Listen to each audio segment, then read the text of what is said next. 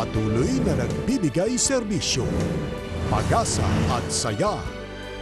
GMA Regional TV, kapuso ng bawat Pilipino.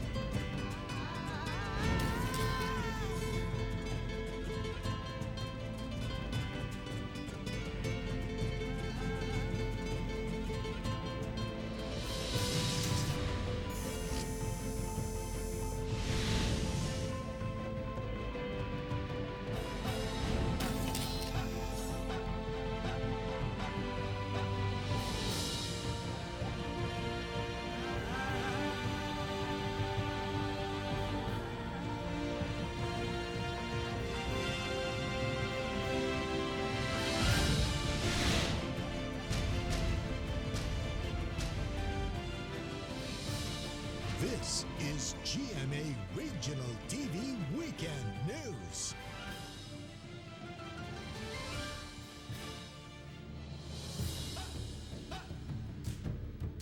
Good afternoon. This is your GMA Regional TV Weekend News, the biggest, the latest, as local news matters. Teco Campo. Real Soroche. Sara Hilomen Velasco, broadcasting live from GMA Davao Complex in Davao City. This afternoon, we will be joined by GMA Regional TV correspondents Clyde Macascas of One Mindanao and Rain Palino of RTV Bicol. You know, Tech and Real, what's good about our program is that we are highlighting the beautiful regions in the country and at the same time be inspired by the stories in our localities. That is right, Sarah. We also have our other counterparts from the regions. Alan Domingo, Balitang Bisdak, and Kim Banda Lipe of Balitang Amyanan. For today's headlines, angry investors ransack the house of an investment firm founder in General Santos. Pangasinan heavily flooded, damages estimated at 80 million pesos. Stagnant flood waters endangers health of residents in Pardo, Cebu. Rescued minors under Iloilo's curfew ordinance tested positive for sexually transmitted infections. Alden Richards and the Gift cast promote newest show which will pilot on Monday, September 16. And know the different uses of Davao chocolate.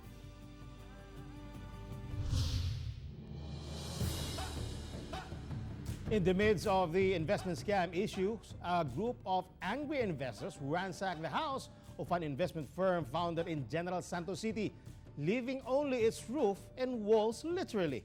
Our Jill Relator has the details. Armed with tools, dismayed investors forcibly destroyed the gate to gain entrance to the house of June Power Sanchez in Barangay Lagao, General Santos City. Sanchez is the founder of the investment firm NMC Trading Corporation. Investors took furniture, big and small, cabinets, food containers, clothes, and even the steel gate.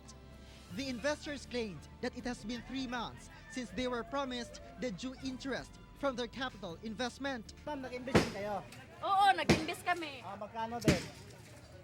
10,000. Tapos, ano nangyari? Ay wala. Kahit piso hindi na, hindi na payout. Kung ipangurot na mong kuha kay tulo na may kabulan, wala ka payout. Sige lang silang paasa. Munang giransak na lang namo ilang balay. But Sanchez has been already missing, prompting angry investors to ransack the house, believing that this is the only way they can get their investment back. NMC Trading is a business that sold products like coffee, ointment, herbal supplements, and also offered a car plan. The company offered a 45% monthly return on investment. Police have yet to investigate the looting incident. It's a clear violation. Bawal siyempre yan na basta lang natin pasukin ang isang bahay ng sabihin natin na bahay ng nagpapa-invest. Especially kung walang tao at tapos sirain nila yung property. I am Jill Relator for GMA Regional TV. Local police has finally arrested the suspect in a series of robbery incidents in Cagayan de Oro City. Clyde Macascas has more details live. Clyde. Sarah, authorities identified the suspect as an active security guard here in Cagayan de Oro City. After receiving a phone tip, authorities from Police Station 2 in Cagayan de Oro City arrested a man carrying a gun along J.R. Borja Street. Investigation showed that the man is the prime suspect in a robbery incident at a spa that was caught on a CCTV camera. In the video, a man in a mask entered the spa and pointed a gun at the manager, forcing him to give up the spa's earnings. Nalaning kalit og sulod ito, nag-declare og hold up, pero dayon bisagdalan ako siya nga makuha niya yung gusto, pero nangita lang kog chimpo nga mailog na ko yung pusil. Di na dunggaban ako siya. Nasaksak po siya ng manager ng Orometa. So makikita po natin sa likod niya, may saksak po siya sa likod. Police said that the man is also the suspect in the robbery at a budget hotel in Corrales Avenue last July. So na-recover po natin yung gamit niya. Ito po, magkapareho po yung suot niya na ball cap. And then etong suot niya, ito din po yung suot niya sa Urban Pad. Authorities identified the suspect as Romnick Pasayon, an active security guard in Cagayan de Oro City. 2 firearms were recovered from Pasayon, who admitted to the series of robbery incidents. Nakailang ka na? Dalawa lang, ma'am. Ha? Dalawa. Tapos pag minidya ka at darating yung mga ibang suspect, sasabihin mo pangatlo. Tapos ay ibang biktima. Tapos may darating uling magko-complain pang-apat. Promise, yung dalawa. Authorities have already filed charges against the suspect. Police officials are now calling to all establishments here in Cagayan de Oro City to implement strict security measures. Sarah? All right, thank you, Clyde Macascas.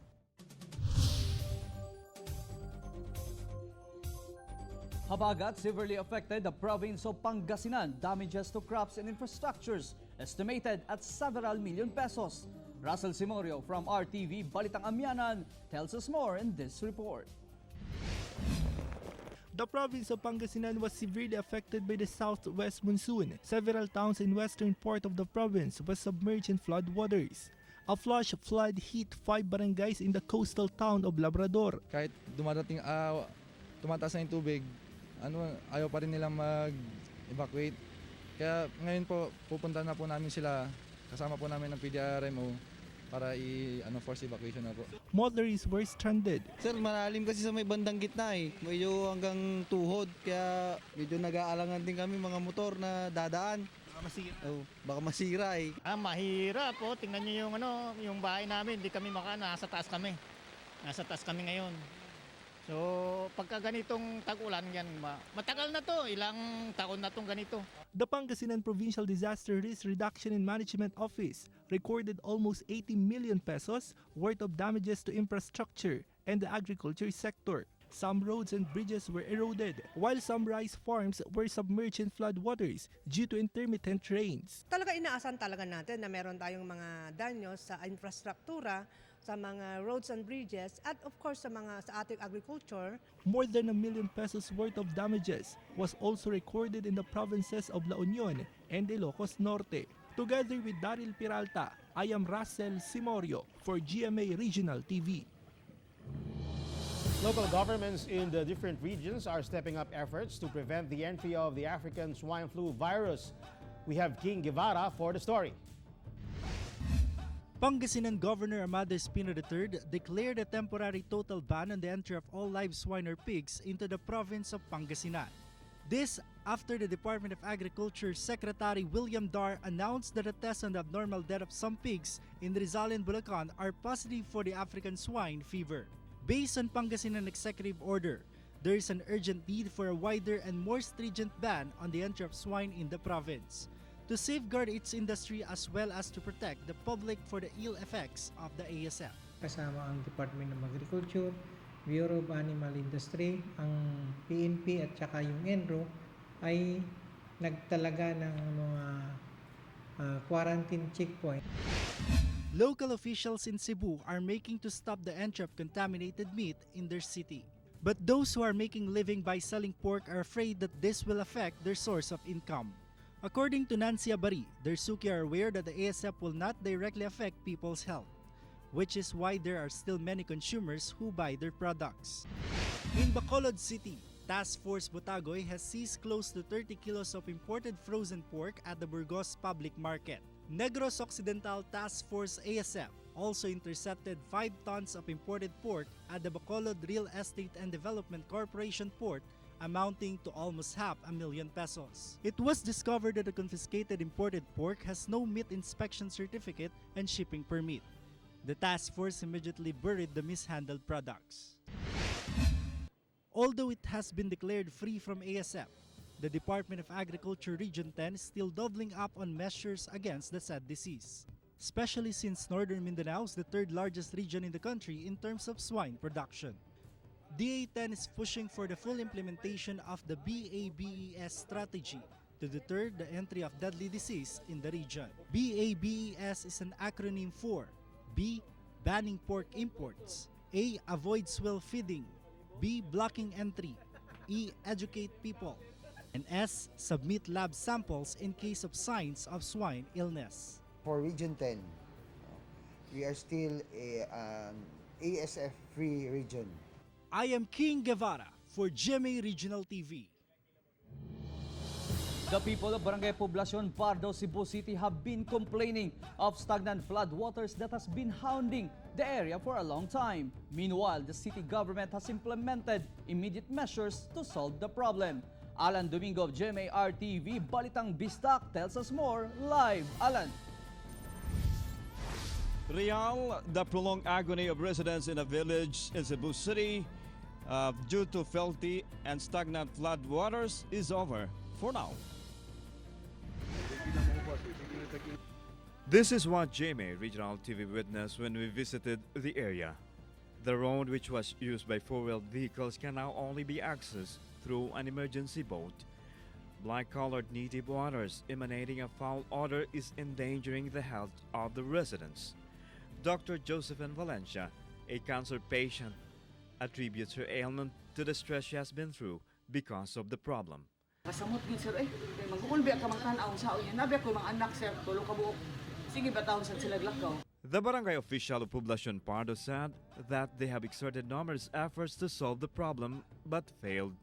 Barangay Captain Litang Abarquez blamed the indiscriminate garbage disposal as a big contributor why the flood water did not subside. Dili man ikahatag sa mga lumulupyo diyang dapita ang sulbad because ang sulbad sa tinud anay naara nila. Tungod kay kung ila lang kuhaon ang tanang nagharang ni anang Old Creek, lakas gawas ginang tubig, wa gyud mahitabo nga lunop diha. GMA Regional TV brought up the issue with Mayor Edgardo Labella of Cebu City, who then ordered the Department of Engineering and Public Works to address the problem immediately. It is a matter of general welfare. We have to exercise our authority, not power, but authority, to have that addressed under our general welfare clause of the local government. Yesterday, the DEPW, together with the City Disaster Risk Reduction and Management Office, brought a giant water pump to siphon the flood waters. Bilin kay nako ng makina diya nga kuan kay ang sunod nga aksyon samtang wala pa gyud ang atong final nga solusyon. Magsige na lang gyud tawa mo taylain. Oh. At immediate. Kuto nag-send kay ano gyud murag hopeless na ni nga situation nga murag wa gani makakuan gyud namon. Salamat min ninyo Balitang Bisdak sa kanang kuan gyud pag-focus ani nga problema diri. Tabangan gyud min diri na kuan. Na okay gyud ang taga City Hall ani. Salamat po Mayor. Salamat kung ni kuan Mayor Edgar Labella. Real siphoning the floodwaters is just a bounded solution to this long-standing problem, but the Cebu City government promised to use all the resources to address the problem permanently. Real. Thank you, Alan Domingo. The Iloilo City Social Welfare and Development Office says that 90% of rescued minors tested have sexually transmitted infections. Zen Kilantang has the details.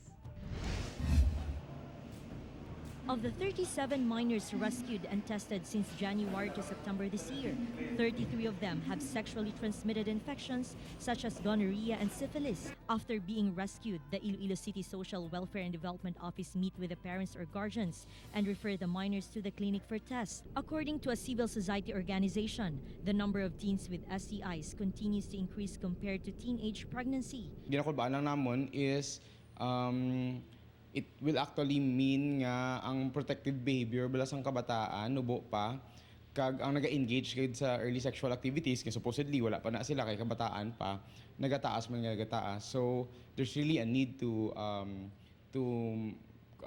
have more interventions for these young people.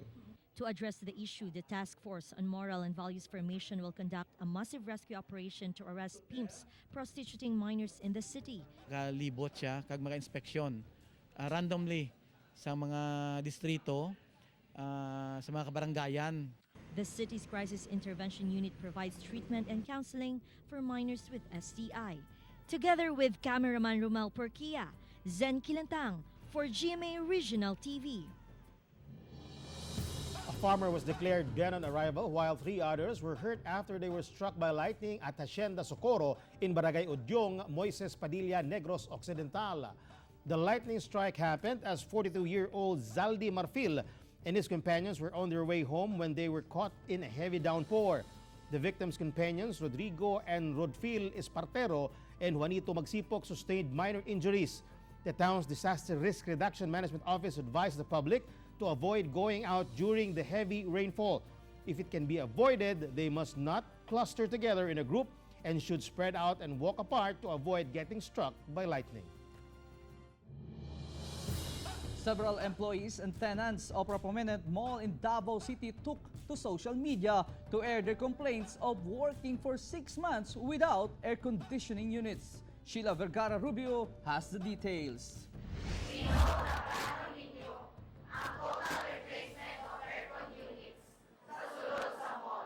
Hundreds of employees and tenants of Victoria Plaza Mall in Davao City aired their sentiment in a Facebook video asking the management to give them temporary ventilation after some air conditioners have fully shut down for the past 6 months.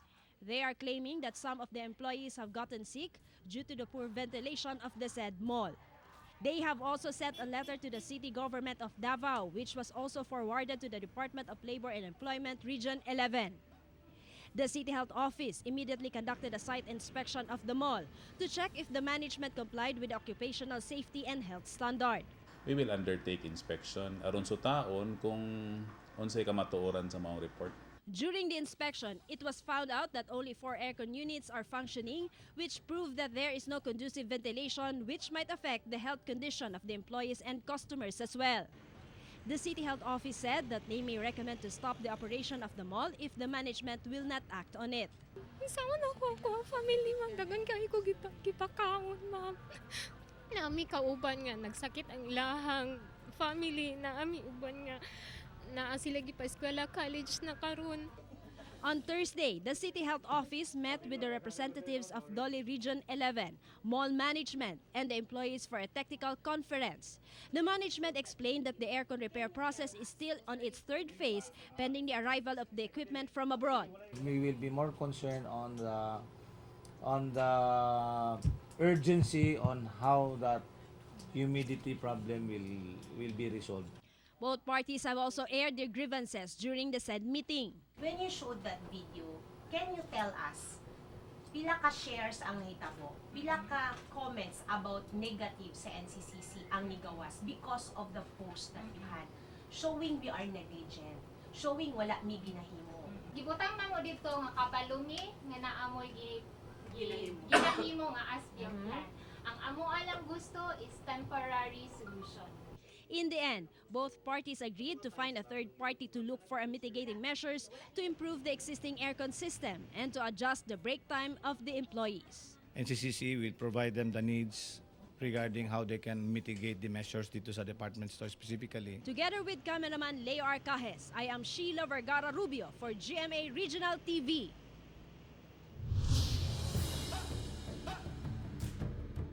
Former Pangasinan Governor and 5th District Representative Amado Espina Jr. was ambushed last Wednesday. We have Kim Bandarlipe of GMA RTV Balitang Amianan live from Dagupan City to give us an update. Kim.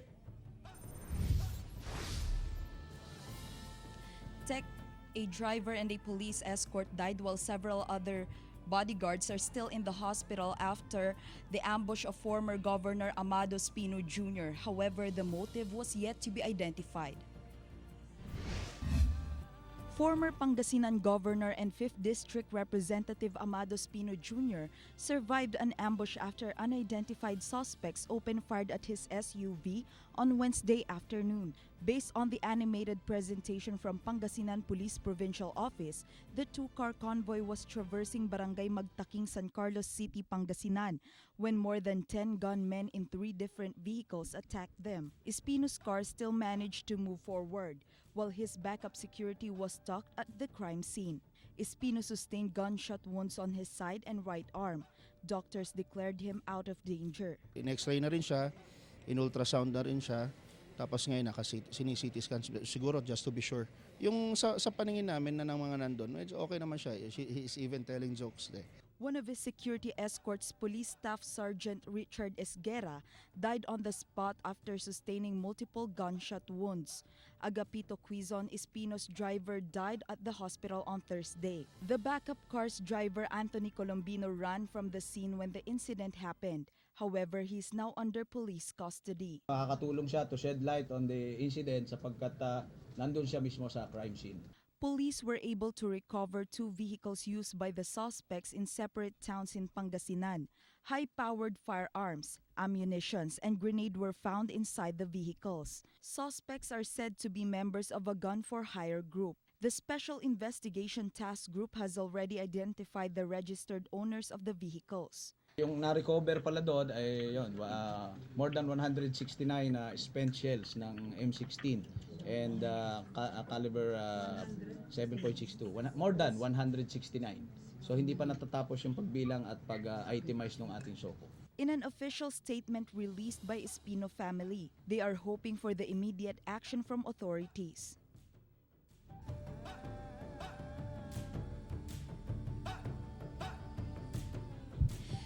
The Pangasinan Police immediately launched a dragnet operation in bid to find and capture the suspects. Meanwhile, the investigation has already been elevated to the Police Regional Office 1 to help resolve the crime immediately.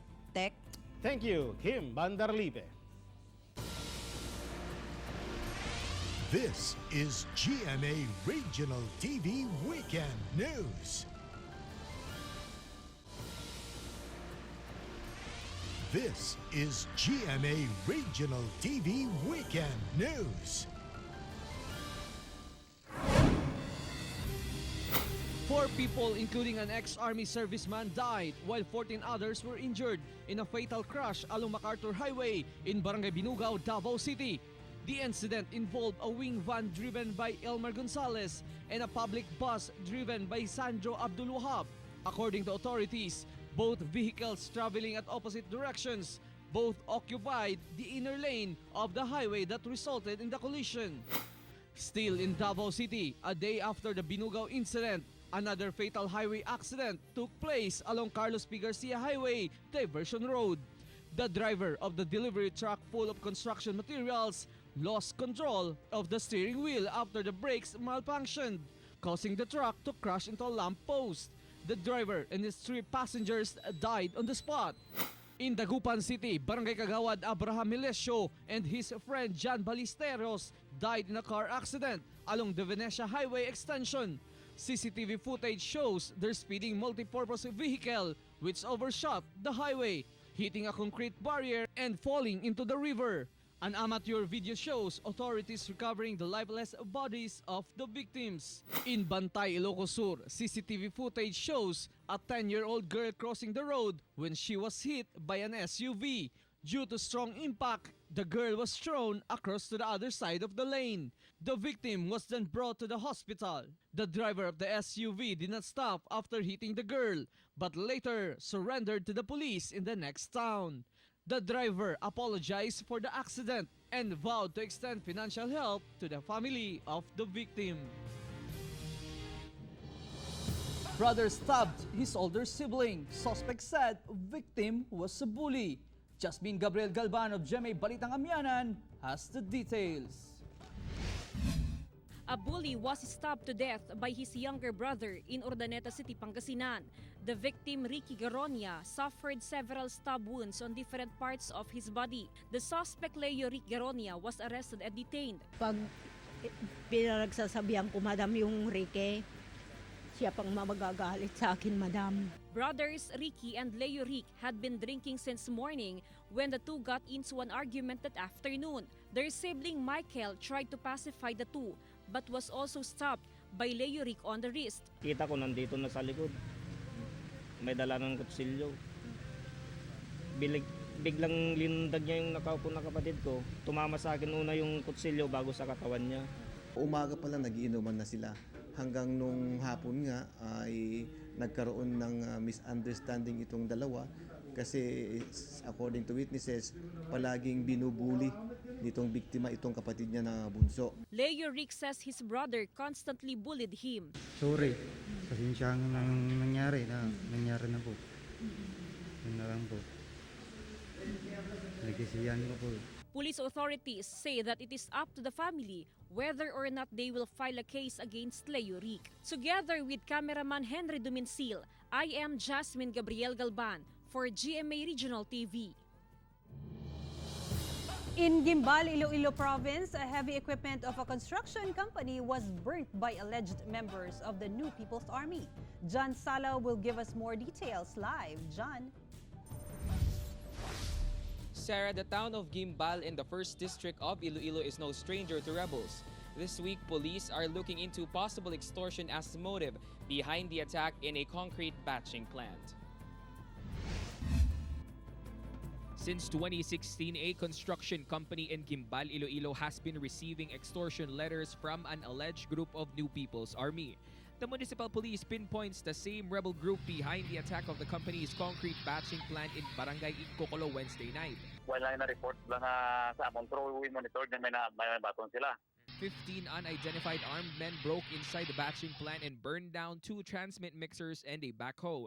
The 50 workers of the batching plant were left unharmed. The indicators nga na-identify naton. Una, ang NPA lang man ang may amuna kadamo nga taho, no? And equipped with firearms. And sila lang gid ang may kapasidad nga mag-ubra sina. The 3rd Infantry Division of the Philippine Army likewise seized the incident as a diversionary tactic of the rebel group. The NPA has neither confirmed nor denied responsibility for the attack. In Hamindan, Capiz, 310 members of the Revolutionary Proletarian Army Alex Boncayo Brigade surrendered to the Philippine Army. President Rodrigo Duterte will be officiating the demilitarization of the surrenderies on September 19. Sarah, the government will provide social development package for the surrenderies, including financial and livelihood assistance. Sarah. All right, thank you, John Sala. Good day, everyone, and here's our weather update. We are still monitoring Tropical Depression Marilyn, and as of 10 a.m. today, it is estimated to be located at 1,215 kilometers east of Basco, Batanes. It has slightly weakened and now has a maximum sustained winds of 45 kilometers per hour and gustiness of up to 55 kilometers per hour. This system continues to enhance habagat or the southwest monsoon, which brings light to moderate rains and at times heavy showers over the provinces of Mindoro, Palawan, Western Visayas, Zamboanga Peninsula, and Sulu Archipelago. Meanwhile, Metro Manila and the rest of the country continues to experience partly cloudy to cloudy skies with isolated rain showers. And Tropical Depression Marilyn remains less likely to make landfall in any part of the country and may weaken into a low pressure area within 48 hours. And for the latest weather update, visit the Pag-asa website at bagong.pagasa.dost.gov.ph and check out our social media accounts in Facebook, Twitter, and YouTube. That's our weather update for today. Reporting from Pag-asa, Visayas in Mactan, this is Netherlands Letrero. Have a safe weekend. Thousands of devotees joined the traditional traslasyon in honor of the feast of Our Lady of Peña Francia in Naga City. Rain Balino of RTV Bicol has this report. One of the best representation of the religious devotion of Bicolanos is the Peña Francia Festival, uniting the faithful regardless of age, race, status, and views. One highlight of the festivity is the Traslacion procession, transferring the image of Our Lady of Peña Francia and the Divino Rostro, a local icon of the Holy Face, from Peña Francia Shrine to Naga Metropolitan Cathedral. Starting noon, students, local organizations, and barefoot devotees braved the scorching heat of the sun to join the procession, including Vice President Leni Robredo. According to City Director Felix Servita Jr., around 1 million devotees and tourists are expected to converge in the pilgrim city of Naga starting on September 13 in time for the Traslacion until the fluvial procession on September 21. Mag-iikot tayo at i-check yung deployment ng mga police, ng army at iba't iba pang force multipliers. Mayor Nelson Legacion advised the devotees and tourists to maintain orderly conduct during their visit. Tayo ay pumunta po dito para magdasal at makiisa, hindi para makigulo. Before sending off the two images to Naga Cathedral, a pontifical mass was held at the Peña Francia Shrine.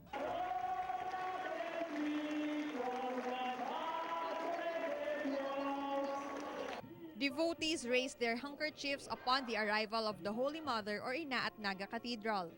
Thousands of people attended the pontifical mass in Naga Cathedral, presided by Archbishop of Cáceres Rolando Tirona.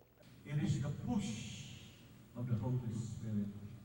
One of them is Lola Adelaida. Since 2014, she has been celebrating the Peña Francia Fiesta in Canada.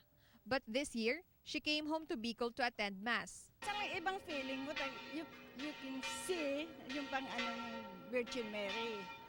Despite the heavy rains later in the day, devotees continue to pay homage to the patroness and queen of Bicol.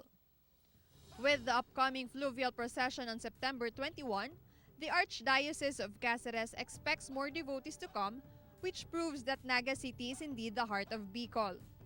Together with cameraman Jovel Obiso, I am Rain Palino for GMA Regional TV. Singaporean President Halima Yacob made her first state visit to Davao City this week. Mayor Inday Sara Duterte believes that President Yacob's visit to Davao will further strengthen the relationship and economic ties with Singapore. We have this report. Singaporean President Halima Yacob made her historic first visit to Davao City on Tuesday. She was welcomed by Acting City Mayor Sebastian Duterte at the Davao International Airport, where a cultural dance was performed in honor of her arrival. From the airport, the President attended a welcome dinner hosted by Davao City Mayor Inday Sara Duterte. President Yacob expressed her desire to strengthen the country's partnership with key cities in the Philippines, especially Davao City. There are strong synergies for economic cooperation and business partnerships in many industry sectors and geographical locations across the Philippines. Singapore looks forward to fostering closer city-to-city links with Davao. On her second day in the city, President Yacob visited the Philippine Eagle Center in Malagos, where 30 Philippine eagle raptors are kept for conservation and breeding. She personally witnessed the flight of the youngest Philippine eagle named Sinag. She then expressed her country's interest in continuing support for biodiversity cooperation. In June this year, a pair of critically endangered Philippine eagle was sent to Singapore for a 10-year research and breeding program. The president then proceeded to Ateneo de Davao University and was welcomed by the university president, Father Joel Tabora. After signing the guest book, she was toured around the campus, followed by an interaction with students and Mindanao youth leaders on interfaith dialogue and mutual support between the Philippines and Singapore. The president left the country on Wednesday afternoon. I am Tec Ocampo for GMA Regional TV. A resident of Camarines Sur is the lone regional finalist of Starstruck Season 7. After the several challenging months in Starstruck Season 7, proud Bicolano Allen Ansay made it to the Final Four. Allen grew up in Sagnay, Camarines Sur, the eldest of 5 siblings. His relatives say that Allen always dreamed of becoming an actor. As a student, Allen was close to his teachers and classmates, especially his basketball teammates. The aspiring actor says that his life has changed after joining Starstruck. From being a happy-go-lucky person, he has matured into a young man who is willing to do anything for his family and for his dream. Meanwhile, Alan's parents are grateful for their son's accomplishments. Dati yung patambay-tambay lang doon sa may waiting shed na Allen, pag-upo lang ng ganyan. Ngayon may ginagawa na, nag-memorize na lagi ng script.